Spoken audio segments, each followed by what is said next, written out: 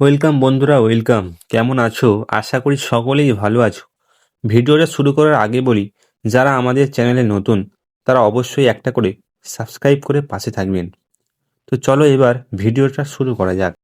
মোহনবাগানের x player, খেলে যাওয়া বিদেশি প্লেয়ার তথা নুনো রেইস অফিসিয়ালিভাবে মুম্বাই সিটিতে সই করে যুক্ত হয়ে গেছেন এবং এই নুনো রেইস এক মরশুমের জন্য সই করেছে মুম্বাই সিটিতে।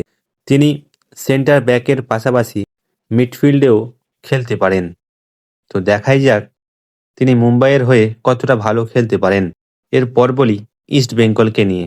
ইস্ট বেঙ্গল এর ফ্যানদের মাথায় অনেক দিন ধরেই ঘোরাঘুরি করছিল যে ইউসুফ ইজেজারি কবে আসবে ভারতে, এবং যেটা শোনা যাচ্ছে আগামী শনি বা রবিবারের মধ্যেই ইস্টবেঙ্গলে যুক্ত হয়ে যাবেন এই ইউসুফ ইজেজারি।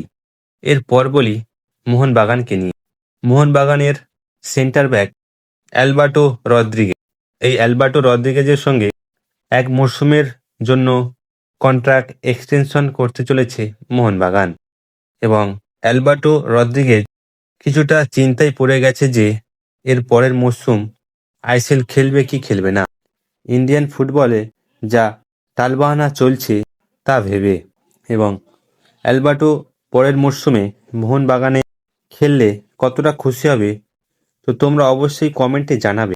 এরপর বলি আইএসএলের লাইভ দেখানোর জন্য, এবং আইএসএল লাইভ দেখাবে ফ্যান কোডে, এবং ফ্যান কোডে 299 টাকা রিচার্জ করতে হবে এবং আইএসএল এর সমস্ত ম্যাচ দেখা যাবে। তবে টিভিতে আইএসএল লাইভ টেলিকাস্ট কোথায় দেখাবে এখনও কনফিউজ সকলেই, এবং ফ্যান কোড অনেক চ্যানেলের সঙ্গে কথা চালাচ্ছে যে যাতে টিভিতে কোন চ্যানেলে লাইভ দেখাবে, এবং আমি যদি জানতে পারি কোন চ্যানেলে লাইভ দেখাবে টিভিতে তো তোমাদের অবশ্যই শেয়ার করব। এবং যারা আমাদের এই ভিডিওতে নতুন তারা অবশ্যই একটা করে সাবস্ক্রাইব করে পাশে থাকবেন, যাতে সবার আগে এই আইএস রিলেটেড ভিডিও আপডেট তোমাদের কাছে পৌঁছায়। তো ধন্যবাদ।